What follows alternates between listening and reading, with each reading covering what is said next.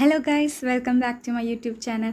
Guys, ഇന്ന് നമ്മൾ ചെയ്യാൻ പോകുന്നത് ഒരു ഫാബ്രിക് പെയിൻറ്റിംഗ് ആണ്.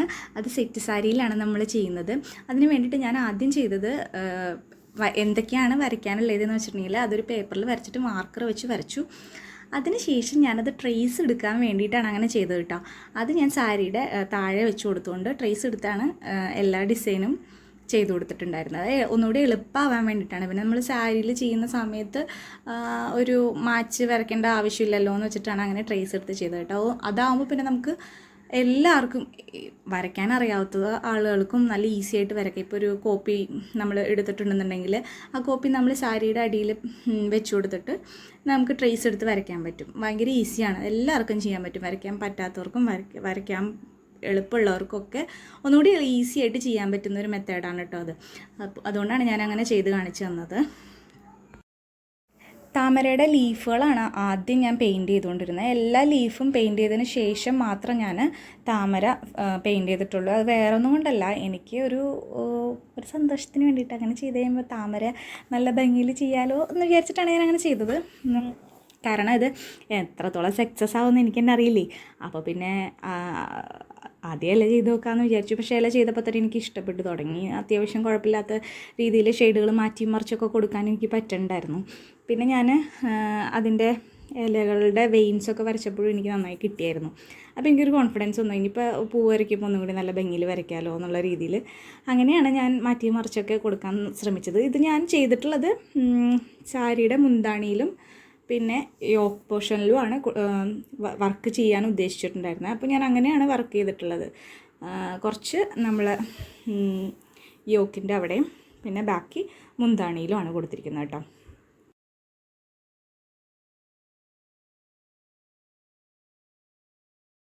നിങ്ങൾക്ക് ഇഷ്ടപ്പെടുന്നുണ്ടോ ഗൈസ്? എനിക്ക് ഭയങ്കരമായിട്ട് ആ വെയിൻസൊക്കെ വന്നത് നന്നായിട്ട് തോന്നിയിട്ടുണ്ടായിരുന്നു കേട്ടോ.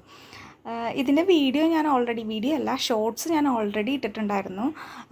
അതിൻ്റെ അടുത്ത ദിവസം തന്നെ വീഡിയോ ഇടാമെന്നാണ് എൻ്റെ മനസ്സിലുണ്ടായിരുന്നത്. പക്ഷേ കുറച്ച് സമയമെടുത്തു, വേറെ കുറച്ച് തിരക്കും കാര്യങ്ങളൊക്കെ ഉണ്ടായിരുന്നു.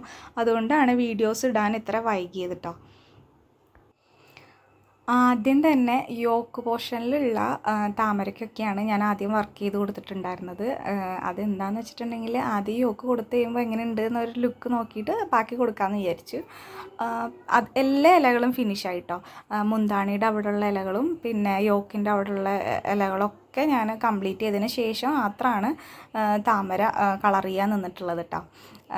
ആദ്യം റെഡ് കളർ കൊടുക്കാമെന്നാണ് വിചാരിച്ചത്. പിന്നെ എനിക്ക് തോന്നി റെഡ് വേണ്ട, റോസ് തന്നെ കൊടുക്കാതായിരിക്കും കുറച്ചും കൂടി ഭംഗി തോന്നി. പിങ്ക് തന്നെ ആക്കി. അങ്ങനെ ഇടയ്ക്കിടയ്ക്ക് കൈയൊക്കെ മാറിയും മറിഞ്ഞൊക്കെ വരുന്ന മോളുടെ ആണ് കേട്ടോ. ഇത് ചെയ്തുകൊണ്ടിരിക്കുന്ന സമയത്ത് മോളൊട്ടും സമ്മതിക്കുന്നുണ്ടായിരുന്നില്ല. അവൾ ഭയങ്കരമായിട്ട് എതിർത്തുകൊണ്ടിരിക്കുകയായിരുന്നു. ഞാൻ അത് ചെയ്യണ്ട എന്നൊക്കെ പറഞ്ഞിട്ട്.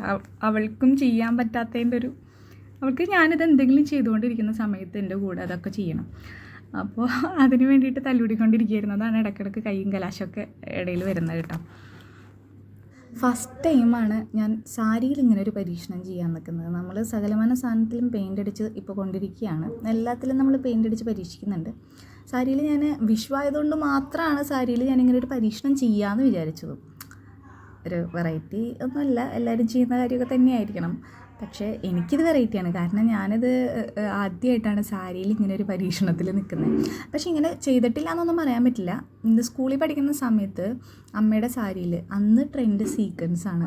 അന്ന് സീക്വൻസ് വെച്ച് എന്തെങ്കിലും ചെയ്യണമെന്ന് എനിക്കിങ്ങനെ ഭയങ്കര ത്വര മൂത്തിട്ട് ഞാൻ അമ്മയുടെ സാരിയിൽ സീക്വൻസ് വർക്ക് ചെയ്യാൻ തുടങ്ങി.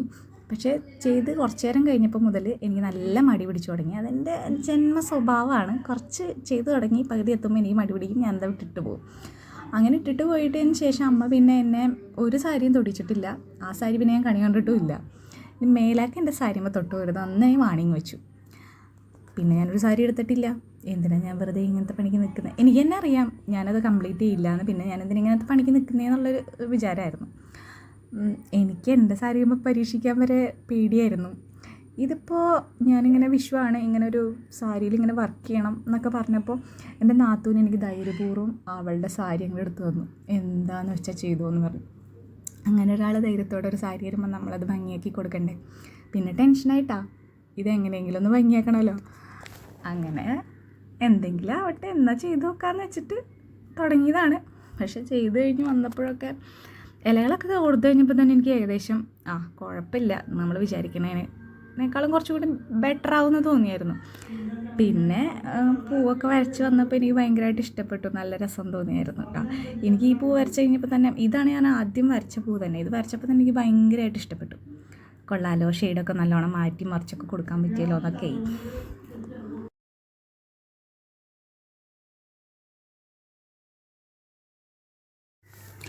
ഇത് മുഴുവൻ ചെയ്യുമ്പോൾ, അതായത് ഈ മുഴുവൻ വീഡിയോ നിങ്ങൾ കംപ്ലീറ്റ് ആയിട്ട് കണ്ടു കഴിയുമ്പോൾ നിങ്ങൾക്ക് ഏകദേശം ഒരു ധാരണ കിട്ടും ഇതെങ്ങനെയാണ് ചെയ്യണതെന്ന്. ഇത് നമുക്ക് എല്ലാവർക്കും എളുപ്പത്തിൽ ചെയ്യാൻ പറ്റുന്നതാണെന്നാണ് എൻ്റെ ഒരു അറിവ്. കാരണം എനിക്കും ഇതൊന്നും ചെയ്യാനറിയില്ല, ഞാൻ ഇതുവരെ ചെയ്ത് നോക്കിയിട്ടുമില്ല. പക്ഷേ ഞാൻ ട്രേസ് എടുത്തിട്ടാണ് സാരിയിലേക്ക് ഇത് വരച്ചെടുത്തിരിക്കുന്നത്. അപ്പോൾ വരയ്ക്കാൻ അറിയാത്തവർക്കും ഇത് ഈസി ആയിട്ട് വരയ്ക്കാൻ പറ്റും.